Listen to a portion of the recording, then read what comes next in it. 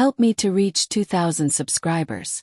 The champagne glass slipped from my hand and shattered against the marble floor, the sound slicing through the laughter that filled the room.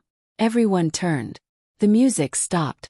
My fiancé, Ethan, froze mid-toast, his eyes darting between me and the wedding planner he had just kissed. Not a polite peck. Not something that could be excused as a drunken mistake.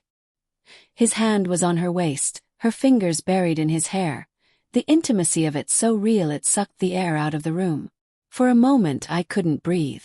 The scent of lilies from the centerpieces mixed with a metallic tang of spilled champagne. Someone whispered my name. I didn't move. I felt like a ghost haunting my own celebration. It had started 3 months earlier when we hired her. Camille. She was the kind of woman who made you feel small without ever saying a word. Polish. Effortless. Her voice had this soft, persuasive tone, like honey hiding poison. Ethan said she was just good at her job. I wanted to believe that. I told myself every bride feels a little threatened by the woman running her wedding. But the small signs piled up like dust no one bothered to clean. Her name flashing on his phone late at night. Laughter shared during planning meetings that felt too intimate. Once, I caught them whispering about something behind the floral arch, and when I asked, they said it was a surprise. He stopped looking at me when I talked about the honeymoon. He stopped touching me the same way. Still I stayed quiet. 'Cause I loved him. Because I wanted our wedding to be perfect. Because I thought my silence could save us. Now, standing in the middle of the engagement party that had turned into a scene from a nightmare, I felt the burn of every ignored warning. My mother's hand touched my arm, trembling. "Lila," she whispered. "Come with me." But I couldn't move. Ethan stepped forward, face pale. "Lila, wait, it's not what it looks like." His words hung between us, absurd and pathetic. "Not what it looks like," said. My voice cracked, but it carried across the stunned room. "You just kissed her in front of everyone." Camille's lips parted, eyes wide with fake innocence. "It was a mistake," she stammered. I tripped. Into his mouth. I asked, bitterness twisting the words. People began to drift away, murmuring apologies, pretending not to stare. The photographer lowered his camera. The fairy lights flickered overhead, as if even they were embarrassed. Ethan reached for me. I stepped back. "Please," he said. "Let's talk privately. Don't do this here." I almost laughed. "You did this here." We ended up alone in the garden behind the hall, the air cool and damp with the scent of rain. My heart felt hollow. "Lila," he started. "I swear it's not serious. Just happened once. We were stressed, it was late, and you slept with her." He flinched, eyes darting away. Silence answered for him. Tasted bile. "When?" "The night we finalized the menu," he said quietly. "We were drinking. It was stupid." My knees almost gave out. "That was the night you came home and told me you couldn't wait to marry me." He nodded, eyes glistening. "I meant it. I love you." "You love me," I whispered. "You love me and you slept with her." He reached toward me again, desperate. "It didn't mean anything, Lila. I made a mistake. Please don't throw everything away over this." I stared at him, searching for some trace of the man I thought I knew. "You didn't just throw it away, Ethan. You burned it."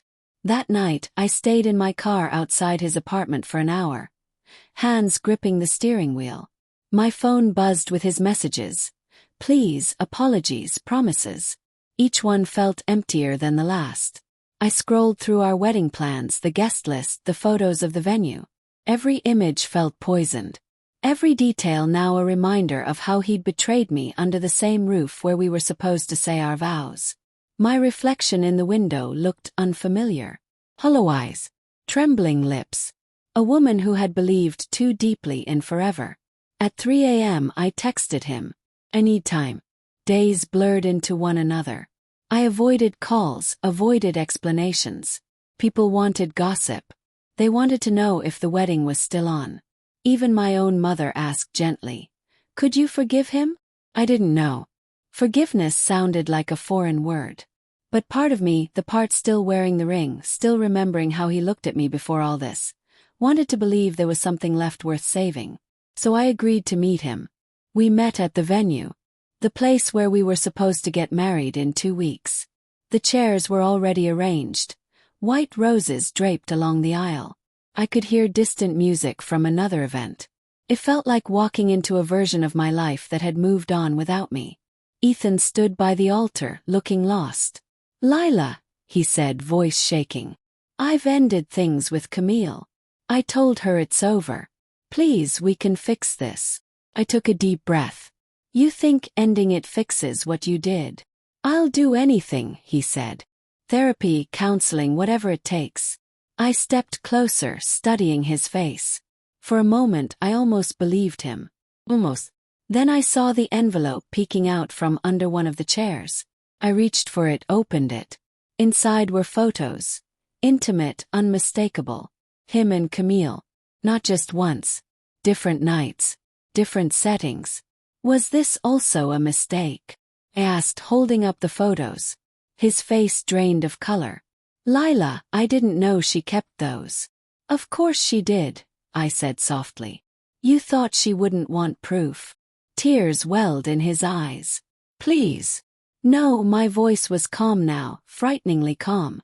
"You had choices, Ethan. Every time you touched her, you chose her over me." I took off the ring and placed it on the altar. "You can keep it. You'll need something to remember the woman you destroyed." Then I walked out, leaving him standing there in the silence he'd built for himself. The night air hit my face as I stepped outside, cool and alive. For the first time in months I felt something like freedom. I didn't cry until I got home. Not because I still loved him, but because I finally didn't. Some betrayals end with anger. Mine ended with clarity. The wedding had been cancelled, yes. But in a way the nightmare was over. Because I had been sleeping beside a stranger long before I ever caught him. And now, finally, I was awake.